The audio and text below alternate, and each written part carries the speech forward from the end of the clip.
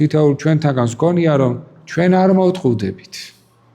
ჩვენ განსჯის უნარი გვაქვს, სათანადო ცოდნა გვაქვს ისტორიისა, სათანადოდ შეგვიძლია შავისა და თეთრის ერთმანეთისგან გარჩევა, სიცრუისა და სიმართლის ერთმანეთისგან გარჩევა და ამ დროს იმ ხელა სიცრუეში ვცხოვრობთ ხშირ შემთხვევაში, რომ ვერც კი ვიაზრებთ რა მძიმე მდგომარეობაში ვართ. და ღვთის სიტყვა, რომელიც ასეთი მადლიანი არის და შეიძლება დღეს იმდენად არ გამოითქმოდეს ადამიანთა მხრიდან, მაგრამ ჩვენის ხომ გვაქვს, ჩაწერილი სახით ხომ გვაქვს, წმინდა წერილის სახით ხომ გვაქვს.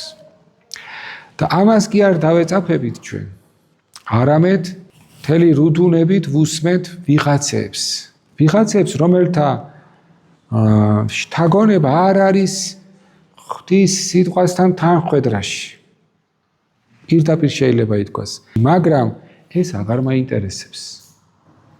იცით რატო აღარ მაინტერესებს?